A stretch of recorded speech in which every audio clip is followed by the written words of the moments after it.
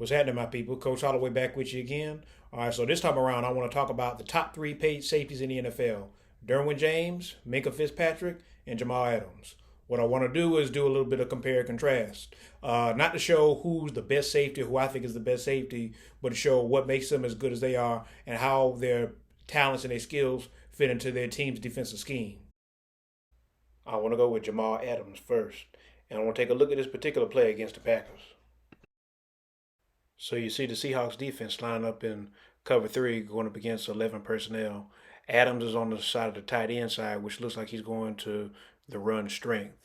And you see Devontae Adams, their best receivers, on the other side. I think that's by design. And when the play gets started, you'll see Adams' first reaction is to go straight downhill. No back pedal needed or necessary. What I like most about this is how effortlessly he gets downhill. He feels just like a linebacker, even though he's at the third level. And he flew down so hard and fast, the wide receiver couldn't even get the proper crack block on him. He beat that too. With his intensity, aggressiveness, and explosiveness, he's basically a linebacker out there playing safety. So here we have trips right, and surprisingly, as you can see, Jamal lined up over the number two man. His assignment is to cover the number two guy, but as you can see, this ends up turning to a screen. He does a good job blowing up the block right here, and even as the ball gets loose, he still gets downfield and still makes the play. Just disruptive. And every now and then, I'll see this, a big set, a two tight end set, they'll drop him down as an outside linebacker, and he'll have those responsibilities, whether it be pass rush or dropping back in coverage, it depends. Now, his responsibility is this tight end right in front of him. All right, so he identifies the tight end not a pass threat, and he drops him to a flat. He sees the screen from the other side. He pursues down the field, and watch this. Boom. Look at that hit. See, that's the thing I say about him. He's a disruptor. He can break a play even from the backside.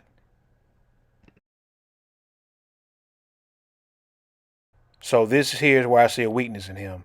Now, I don't know if this is a part of their scheme or if it's just something that he just does out there. But if it comes to a point where he has to push vertical to cover a route, I don't think he really likes to do that. What you see him do here, as soon as it plays, all right, he'll see number 17 go by him, and he'll just point as if there's a safety back there. That Quadre Diggs is there, and he's not. And here's another one. Now, he's in what look like a cloud coverage, and there's a tight end that's his man. So as the tight end pushes vertical, I want him to get into a back pedal and then flip his hips to get around to cut off the corner route.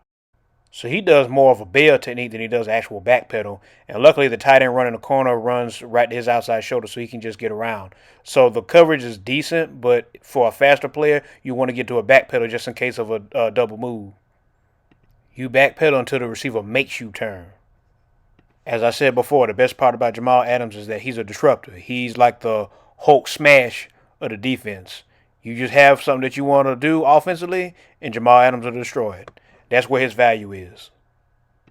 Short distance speed, quickness, twitchiness, mindset of a linebacker, comes downhill, wants to hit, wants to break the play up. That's the value you have in him. Now, Derwin James is a dude I think is a step above Jamal Adams as far as his coverage skills, but he does some of the same stuff as far as playing in the box like that. He's in what I want to say is a match coverage, so which is a zone two man. If the tight end Waller pushes vertical, then he's gonna go with him. As you can see, Waller pushes vertical. He turns his hips and he goes with him hip to hip, and he makes his great interception right here. It ain't just impressive that he stayed with him hip to hip, but the fact that he maintained his leverage. He had the inside leverage off the break of the route. He stayed with it throughout, and he was already in position to make the play. All he did was, like Belichick said, did his job, and he came rewarded. This here was just a combination of good coverage and athleticism. Right here, he's in a cloud coverage, lined up over the tight end. As the tight end leaves the frame, then he goes into whatever receiver comes into his zone. So watch this. As soon as the ball is snapped, the receiver comes down, and he stays with him even though the quarterback's scrambling. And there you go right there, man. Excellent play. Now, I know what y'all going to say, but like, hey, coach, what about the hand checking he did down there? What about the grab? Well, I say this. Hey, so he was hip to hip with him. He didn't extend the arm. It was just a good veteran move on his part. So just all power to him. So on this play, I want to show his pursuit and his angle to the football. But one thing I want to point out first is that I think how they use him in the scheme is they want to have him over a tight end, and they'll have him a little bit deeper than they will with Adams. He'll be more of a traditional safety alignment. Mind you, he on the backside of this play, he slow plays it, and then he accelerates and catches up, gets into the back hip pocket. So as defensive coaches, we teach our guys to pursue the ball carrier from the back hip pocket because what we're trying to do is prevent the cutback. So the running back has either to go out of bounds or he cuts back into the defender. So Derwin James made a perfect angle on this and a good stop from behind. So this play here is actually a pet peeve of mine. It's when you see an opening in the line of scrimmage on a run play and a guy that doesn't hit it as hard as you want it to. Even at the safety position. When that thing opens up and you're the only defender there, I want you to feel that. So remember when I showed Jamal Adams how hard he came downhill? Well, Derwin James is a little bit inconsistent with that.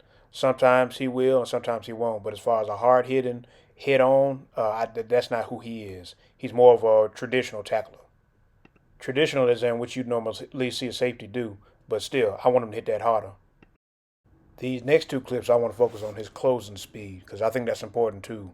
Even when making the catch, I want to see the guy be able to make the tackle and prevent yards after catch. So the tight end goes out to the flat, he breaks on it immediately, and he gets about, maybe catches it right on the spot, maybe a yard, but yeah, that's the kind of closing speed I'm looking for. So you see his alignment, he got outside leverage, and I kind of want him to stay out there, but at the same time, I give him credit for having the makeup speed that all DBs need to be successful. He still gets in the back hip pocket, excellent angle, and he just sumo-plex the tight end. All right, so on this play, he's actually going to be on a spy. He's in the box here, and he's going to be spying Lamar, but he still is able to sense where the ball is going to, break on it, and look, a turnover. Excellent grab, excellent rip. I also like how they're consistent as far as lining him up over a tight end, whether it be in the box or in a regular depth. Their intent is to have him take away that option, and he's good at it. So I look at Derwin James as a perfect mix between a box safety and a coverage safety, depending on what the scheme calls for. But normally they put him over tight ends or running backs, and I think he's perfect for that with his skill set. But I think outside of that, I think he's just more of those one of those hybrid guys. But perfect for their scheme, and they use him well in the system, just like they do Adams. Well, I mean how they use Adams in Seattle, but y'all get what I'm saying. This so is now we finish on 2019, which probably was his best season. He's more of a traditional one-high safety in a cover one or cover three scheme due to what Pittsburgh runs. So you're going to see him at the top of the formation for the most part. So this game is actually from a couple of years ago.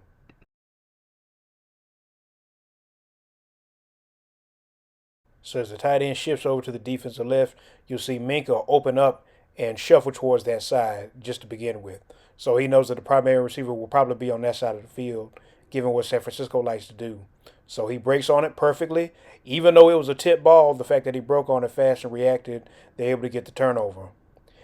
Even if he hadn't have made the interception, he at least would have made the tackle, which as coaches we will take because we don't want yards after carry. Him playing the back foot and breaking on it, that's just what you want for a guy playing that position.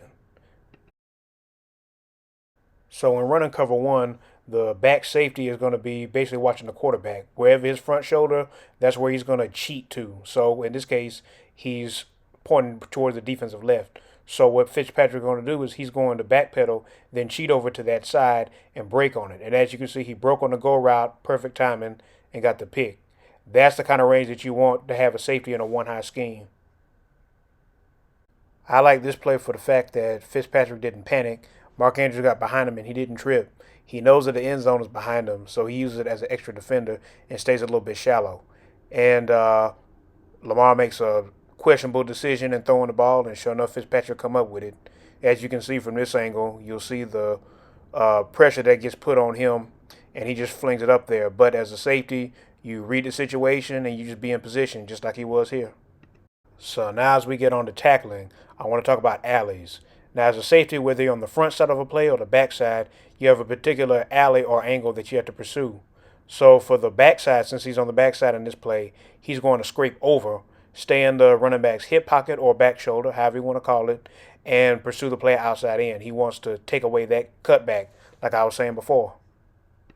So as Monster cuts back, Fitzpatrick is right there waiting for him, and he puts his helmet down on the tackle and gets the turnover. See, he didn't have to blow up the play. All they had to do was be fundamentally sound, and the guy came right back to him, and they ended up getting rewarded for it. That's what you want a free safety to do. Now, here you see a potential big play get shut down by Fitzpatrick. You see a big run open up, block it in the right place, but Fitzpatrick taking the right angle, a right pursuit angle, he's able to make the stop and prevent it from going any further.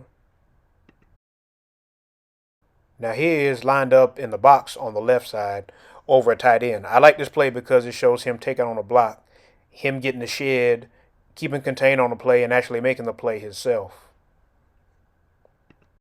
This is what you teach any D lineman or any linebacker to do in the same situation. For that to come from a safety is quite impressive. I see Fitzpatrick as a good fundamental free safety, and given that scheme that they're in, where he's roving over the defense, I think that's perfect for him. I think he's an average tackler, but good enough to be a safety. I think that his turnovers, his lack of turnovers in the last couple of years, is just a case of people going away from him. But I still think he's great in this scheme, and I think he'd even be great in two high scheme where he gets half a field to work with. I suppose you ask him, well, coach, man, who you think the best safety is? I can't really say that. I just think that they all fit into good schemes, and I think that coaches do a good job of putting them in positions to be successful. But I got to say that if I could find somebody I couldn't go without, it had to be Jamal Adams. He's just too dominant a presence, too aggressive, and too disruptive as a player, and really takes away what offenses want to do. So in closing, I want to say thank you for watching this video. I want to thank everybody who's been supporting me this whole time. If you like what you saw, hit like and subscribe. Give me some more followers. And the more people that I get following me, man, the more content I can put out. All right, so I appreciate you for everything. You have a good one. Peace.